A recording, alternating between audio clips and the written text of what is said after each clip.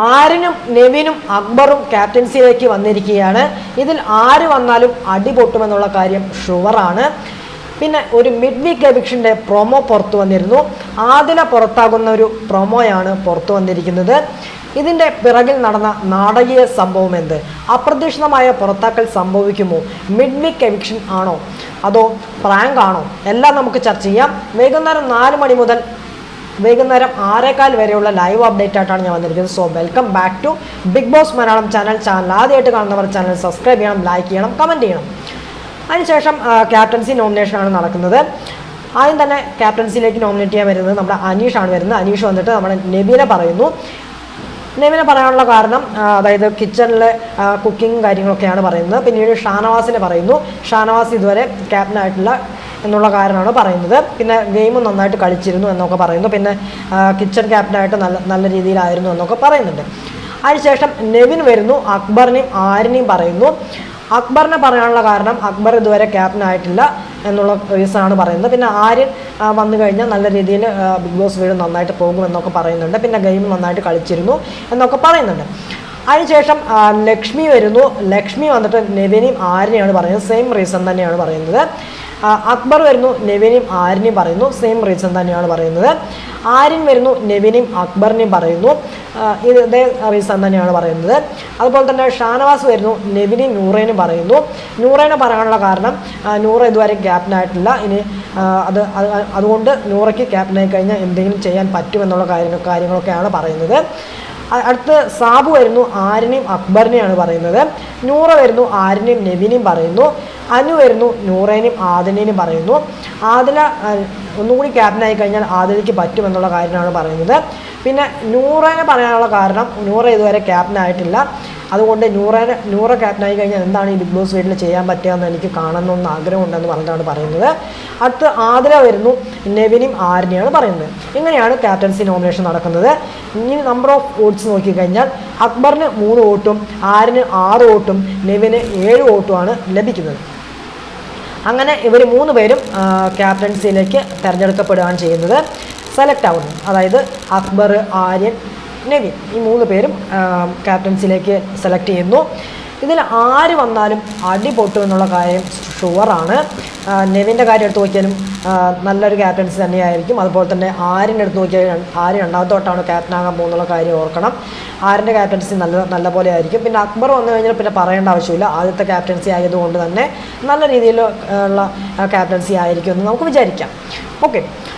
അതിനുശേഷം നമ്മുടെ അനുവിനെയും അനീഷിനെയും ജയിലിലേക്ക് ആക്കുകയാണ് ചെയ്യുന്നത്.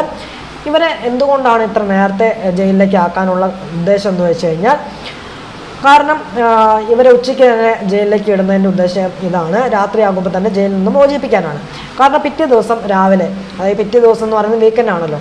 അപ്പോൾ വീക്കെൻഡ് എപ്പിസോഡായി ലാലേട്ടൻ്റെ എപ്പിസോഡിൻ്റെ ഷൂട്ടാണ് നടക്കുന്നത്. അപ്പോൾ അന്നേ നേരം ഇവരെ ജയിലിലിടാൻ പറ്റത്തില്ല.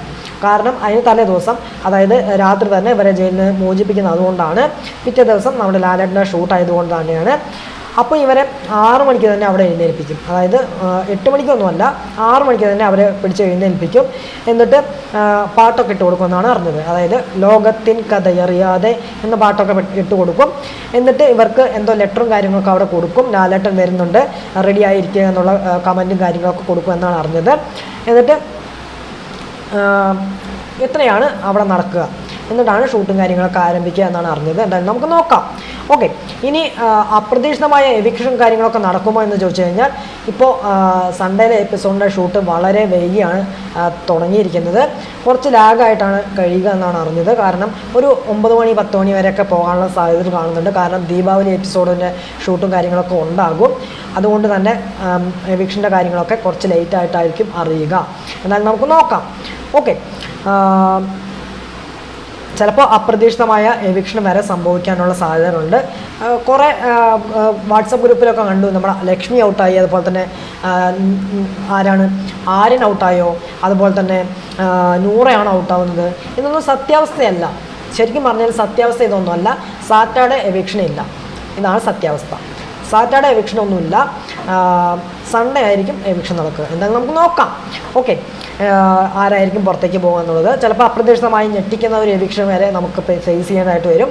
അങ്ങനെയാണ് ഈ ഒരു വീക്ക് അറേഞ്ച് ചെയ്ത് വെച്ചിരിക്കുന്നതാണ് അറിയാൻ സാധിച്ചത്. അതായത് നമുക്ക് നോക്കാം, ചിലപ്പോൾ 3 പേരോ അല്ലെങ്കിൽ 2 പേരോ ഇതിൽ നിന്ന് പുറത്താകാനുള്ള സാധ്യതകൾ കാണുന്നുണ്ട്. എന്നാലും നമുക്ക് നോക്കാം, വഴിയെ അത് ഞാൻ നിങ്ങളെ അറിയിക്കുന്നതായിരിക്കും. ഓക്കെ, എനിക്കറിയുന്ന മുറയ്ക്ക് ഞാൻ നിങ്ങളോട് വന്ന് പറയുന്നതായിരിക്കും.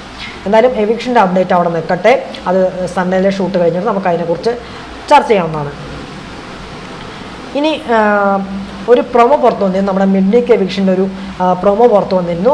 അതിനകത്ത് ഇപ്രകാരമാണ് പറയുന്നത്. ബിഗ് ബോസ് പറയുന്നു, ഒരു മിഡ് വീക്ക് എവിക്ഷൻ നടക്കാൻ പോവുകയാണെന്ന് ബിഗ് ബോസ് പറയുന്നുണ്ട്.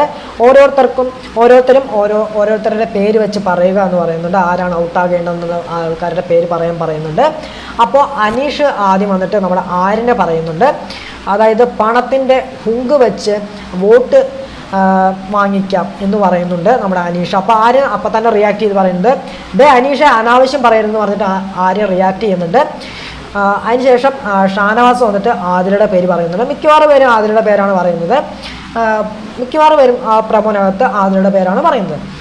അപ്പോൾ ഏറ്റവും കൂടുതൽ ആദിലയുടെ പേരായതുകൊണ്ട് തന്നെ അപ്പോൾ ബിഗ് ബോസ് പറയുന്നു ആദില ഔട്ടാകുന്നതാണ് കാണിക്കുന്നത്. പിന്നീട് ആദില എല്ലാവരോടും യാത്ര പറഞ്ഞ് പ്രധാന വാതിലൂടെ പുറത്തേക്ക് വരാമെന്ന് പറയുന്നു. ആദില ഔട്ടാണെന്ന് പറയുന്നു. അപ്പോൾ ആദില നൂറെ കെട്ടിപ്പിടിച്ച് കരയുന്നു, പിന്നെ അക്ബറിനെ കെട്ടിപ്പിടിച്ച് കരയുന്നു. പിന്നെ ഷാനവാസ് മൈൻഡൊന്നും ചെയ്യുന്നില്ല. ഇതാണ് ആ പ്രമോനകത്ത് കാണിക്കുന്നത്. പിന്നെ പ്രധാന വാതിൽ ഇങ്ങനെ തുറക്കുന്നുണ്ട്.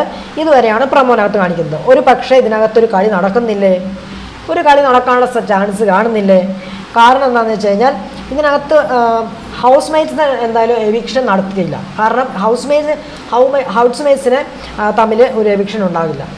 അതായത് ഒരു മിഡ് വീക്ക് എവിക്ഷൻ അങ്ങനെ നടത്തിക്കില്ല. കാരണം ഒന്നല്ലെങ്കിൽ എവിക്ഷനിലൂടെ പുറത്തേക്ക് പോകുക, അല്ലാതെ മിഡ് വീക്ക് എവിക്ഷനിൽ ഹൗസ് മേറ്റ്സിനെ വെച്ച് ഒരു എവിക്ഷൻ നടത്തിക്കില്ല.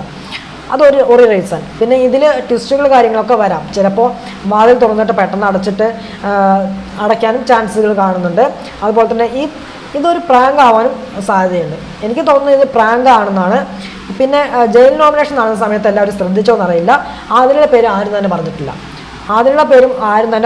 ഇപ്പോൾ ഈ ഔട്ടാവുന്ന കാര്യത്തിൽ ആദിലയുടെ പേര് മാത്രമാണ് പറഞ്ഞിരിക്കുന്നത്. അതാണ് എനിക്ക് അവിടെ ഒരു ഡൗട്ട് എന്ന് പറയുന്നത്. കാരണം ഒരു പക്ഷേ അതിനകത്ത്, അതായത് ഇവിടുന്ന് ആരാണ് ഔട്ടായി പോകേണ്ടതെന്ന് പറയുന്നതിനിടയിൽ എല്ലാവരും പറയുകയാണെങ്കിൽ നമ്മുടെ ഒന്നല്ലെങ്കിൽ അനീഷിനെ പറഞ്ഞേനെ, അല്ലെങ്കിൽ അനുവിനെ പറഞ്ഞേനെ.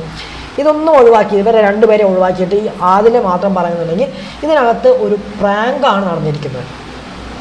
ഇത് തന്നെയാണ് സത്യാവസ്ഥ, ഇത് തന്നെയാണ് നടന്നിരിക്കുന്നത്. ഇനി മറ്റൊരു സാധ്യത എന്ന് പറയുന്നത്, ഇപ്പോൾ ഇന്നലെ നടന്ന കാര്യങ്ങളാണെന്ന് ഇന്ന് നമുക്ക് ലൈവിനകത്ത് കാണുന്നത്. ഇന്ന് ഷൂട്ടിംഗ് നടക്കുമ്പോൾ ആദിൽ അവിടെ ഉണ്ട്. ഇതാണ് സത്യാവസ്ഥ.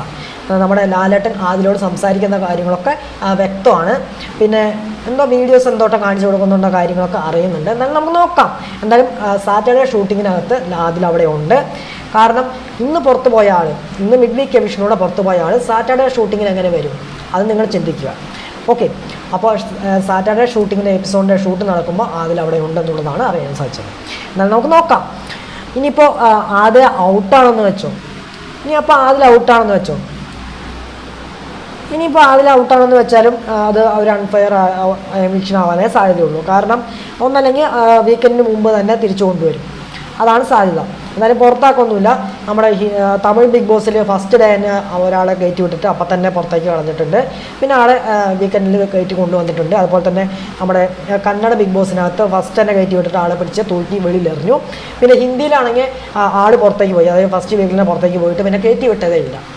ഇങ്ങനെ നടക്കാനുള്ള ചാൻസുകൾ കാണുന്നത് നമ്മുടെ മലയാളം ബിഗ് ബോസ് അല്ലേ, അങ്ങനെ നടക്കാനുള്ള ചാൻസും കാര്യങ്ങളൊന്നും കാണുന്നില്ല. എന്തായാലും നമുക്ക് നോക്കാം, ഇത് പ്രാങ്ക് തന്നെ ആയിരിക്കും. എന്തായാലും നിങ്ങൾ കാത്തിരിക്കുക, അതിൻ്റെ കൂടുതൽ അപ്ഡേറ്റ് ആയിട്ട് ഞാൻ വീണ്ടും വരാം. അപ്പോൾ ഈ ഒരു അപ്ഡേറ്റ് നിങ്ങളുടെ മുമ്പിലേക്ക് എത്തിക്കാനാണ് ഞാൻ വന്നിരിക്കുന്നത്.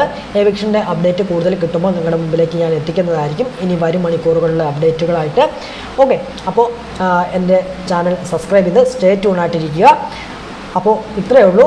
അപ്പോൾ അടുത്ത വീഡിയോ ആയിട്ട് വരാം, അടുത്ത വിശേഷമായിട്ട് വരാം. അപ്പോൾ അതുവരെ എല്ലാവർക്കും Tata, bye bye and take care.